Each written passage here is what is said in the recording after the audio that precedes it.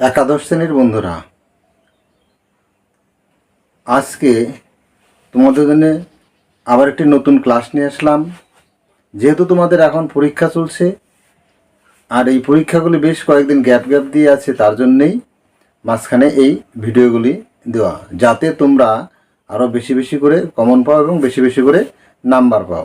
তো আজকে তোমাদের জন্য এনভায়রনমেন্ট অর্থাৎ পরিবেশবিদ্যার একটা ক্লাস নিয়ে আসলাম।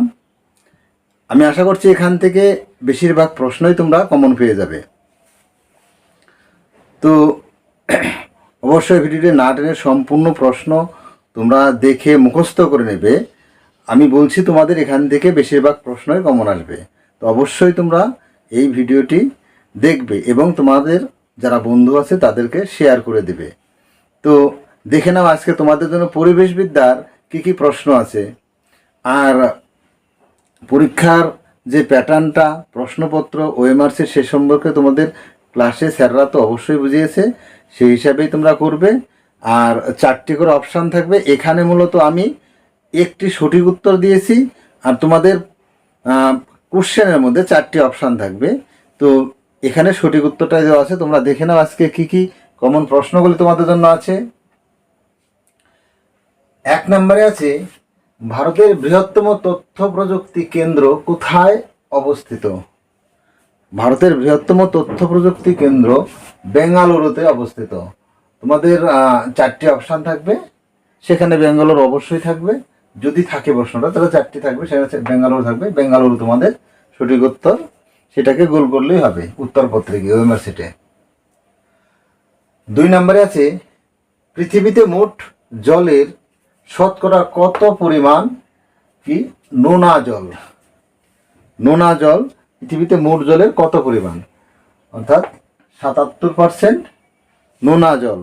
তাহলে বাকি দেখো, এখানে আবার বিপরীতে দিতে পারে, পৃথিবীতে শতকরা কত পার্সেন্ট মিঠা জল অর্থাৎ আমাদের পানীয় জল, সেটা হলো তাহলে 3% হবে, বাকি 3% থাকবে। তাহলে 77% হলো নোনা জল পৃথিবীতে। এরপরে 3 নম্বরে আছে, স্বাধীনতার সময় ভারতের শিক্ষার হার কত ছিল? অর্থাৎ 1947 সালে ভারতে যখন স্বাধীন হয়, সেই সময় শিক্ষার হার গোটা দেশে শতকরা কত পার্সেন্ট ছিল? তাহলে সেই সময় শতকরা 12 থেকে 14% শিক্ষার হার ছিল ভারতবর্ষে স্বাধীনতার সময়। 4 নম্বরে আছে, একটা বিষাক্ত ভারী ধাতুর নাম বা তরল ধাতুর নাম। বিষাক্ত ভারী তরল ধাতুর নাম, এখানে তরল কথাটা থাকবে। তরল ধাতুর নাম কি? তাহলে 4টা অপশন দেওয়া থাকবে। এটি হবে পারদ। বিষাক্ত একটি তরল ধাতু হলো পারদ, বা তরল কথাটা নাও থাকতে পারে, শুধু ধাতু দেওয়া থাকতে পারে, তাহলে এটি হবে পারদ। 5 নম্বর আছে, জলে ভাসমান ক্ষুদ্রতম একটি জীবের নাম কি? বা জীবের নাম দিয়ে 4টি অপশন থাকবে। তাহলে জলে ভাসমান যত জীব আছে তার মধ্যে সবচেয়ে ক্ষুদ্র ছোট হলো প্ল্যাঙ্কটন। প্ল্যাঙ্কটন প্ল্যাঙ্কটন 6 নম্বরে, ইউনিসেফ এর মতে বাল্য বিবাহের প্রধান কারণ কি? ইউনিসেফ এর মতে বাল্য বিবাহের প্রধান কারণ হলো অশিক্ষা। কি? অশিক্ষাই হলো এই বাল্য বিবাহের প্রধান কারণ। এছাড়া দারিদ্রতা বা আরও কিছু থাকতে পারে, কিন্তু প্রধান কারণ হলো অশিক্ষা। এরপরে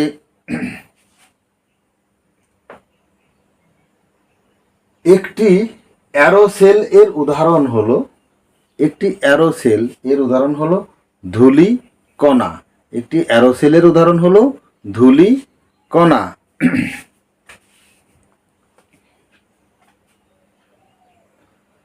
8 নম্বর আছে, বিশ্ব পরিবেশ সংস্থাগুলির মধ্যে কোনটি নোবেল শান্তি পুরস্কার পেয়েছে? যে বিশ্ব পরিবেশ দূষণ একে মুক্ত করার জন্য যে বিভিন্ন রকম আন্তর্জাতিক সম্মেলন হয়েছে, তার মধ্যে কোনটিতে এই শান্তি পুরস্কার পায়। এটি হলো মন্ট্রিল প্রোটোকল। মন্ট্রিল প্রোটোকল, 4টি অপশান থাকবে, তার মধ্যে যে কোনো একটা উত্তর হবে, সেটা তোমাদের মন্ট্রিল প্রোটোকল। আবারও বলছি যে প্রত্যেকটা প্রশ্নই কিন্তু খুবই কমন। তোমরা প্রতিটা প্রশ্ন একেবারে মুখস্থ করে নেবে, কারণ সামনেই তোমাদের পরীক্ষা, এবং এই পরীক্ষার আগ মুহূর্তে এই কারণেই দিলাম যাতে তোমরা আরও বেশি বেশি করে নাম্বার পাও। 9 নম্বর আছে বেকারত্ব সমস্যার প্রধান কারণ কি? বেকারত্ব সমস্যার প্রধান কারণ কি? এর প্রধান কারণগুলো হলো নতুন কর্মসংস্থান তৈরি না হওয়া, নতুন কর্মসংস্থান তৈরি না হওয়া, এবং জনাধিক্য অর্থাৎ জনসংখ্যার বৃদ্ধিও একটা বড় কারণ। 10 নম্বর আছে এনজিওর পুরো কথাটি কি? এনজিও এর ফুল ফর্ম বা পুরো কথাটা কি? এটি হলো non government organisation. Non government organisation NGO কথাটির ফুল ফর্ম হলো। 11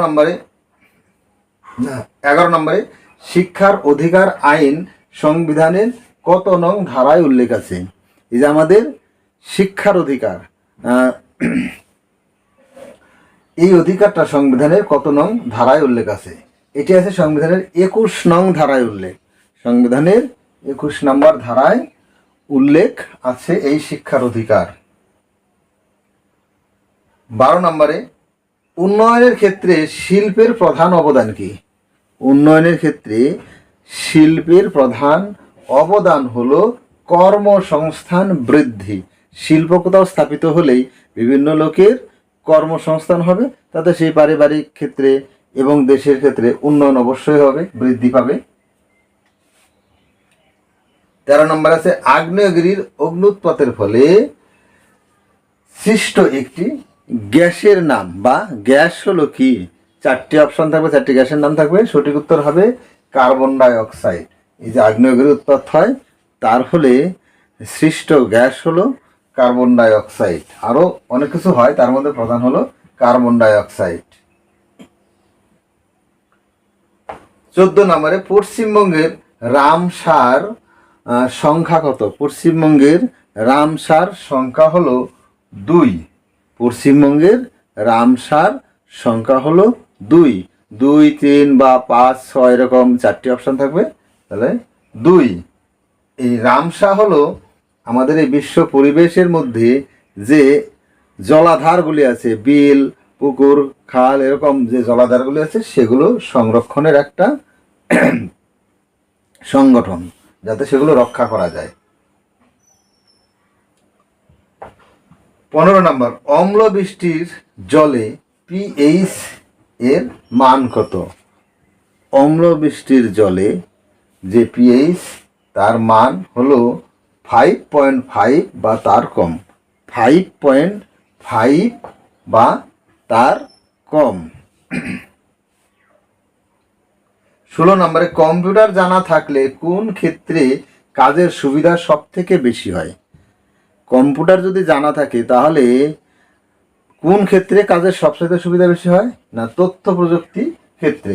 তথ্য প্রযুক্তি ক্ষেত্রে যে কোনো সংগঠনে, যে কোনো সংস্থায়, যে কোনো কারখানায়, সব জায়গাতে এখন তথ্য প্রযুক্তি কেন্দ্র, তথ্য প্রযুক্তি আছে উন্নত যুগে। তো সেই তথ্য প্রযুক্তি ক্ষেত্রেই কাজের সংস্থান সবচেয়ে বেশি হয় বা সম্ভাবনা থাকে। 17 নম্বরে সাইলেন্ট ভ্যালি আন্দোলনের প্রধান কারণ কি? সাইলেন্ট ভ্যালি আন্দোলনের প্রধান কারণ হলো পরিবেশের জীব বৈচিত্র্য রক্ষা করা, অর্থাৎ জীব বৈচিত্র্য রক্ষা করা। এই সাইলেন্ট ভ্যালি আন্দোলন হয়েছিল কোথায়? দক্ষিণ ভারতের কেরলে।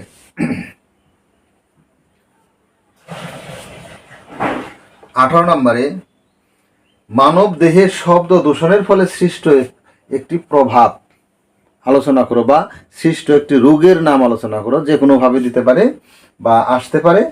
তাহলে এটি হবে বধিরতা সৃষ্টি। বধিরতা সৃষ্টি, অতিরিক্ত আওয়াজের ফলে মানুষের কানের কর্মক্ষমতা কমে যেতে পারে, যার ফলে বধিরতার সৃষ্টি হয়। 19 নম্বরে TLM এর ফুল ফর্ম কি? TLM এর ফুল ফর্ম কি? এটি হলো teaching learning material. Teaching learning material. এরপরে আছে 20 নাম্বার এজেন্ডা 21 এর 21 এর অর্থ কি বা কি অর্থে ব্যবহার হয়েছে? এজেন্ডা 21 এর 21 কি অর্থে ব্যবহৃত হয়েছে? এটি হলো 21টি লক্ষ্য পূরণের একটি লক্ষ্য। এটা তোমার এই পরিবেশ আন্দোলনের এটি একটি লক্ষ্য নেওয়া হয় যে সেখানে 21টি লক্ষ্য অবশ্যই পূরণ করা হবে, এরকম একটি সংকল্প করা হয়। তাই এটি এজেন্ডা 21 এর 21 অর্থ হলো 21টি লক্ষ্য। তো আজকে যে 20টি প্রশ্ন দিলাম, আমি আশা করছি এখান থেকে বেশিরভাগ প্রশ্নই তোমরা কমন পাবে। না টেনে ভিডিওটি অবশ্যই দেখবে, আর ভিডিওটিতে যদি ভালো লাগে তাহলে তোমাদের বন্ধুদের কাছে অবশ্যই শেয়ার করবে, সোশ্যাল মিডিয়ায় শেয়ার করবে, যাতে তোমাদের জন্য তোমাদের বন্ধুদেরও উপকার হয়। আর যারা চ্যানেলটি সাবস্ক্রাইব করেনি তারা অবশ্যই সাবস্ক্রাইব করবে, কারণ সাবস্ক্রাইব করলে নতুন নতুন ভিডিও সঙ্গে সঙ্গে তোমাদের কাছে পৌঁছে যাবে। তো আজকে এই পর্যন্তই। পরীক্ষা তোমাদের অবশ্যই ভালো হোক, বেশি বেশি নাম্বার পাও, এই আশা রেখেই শেষ করছি। দেখা হবে নতুন ভিডিওতে। বাই।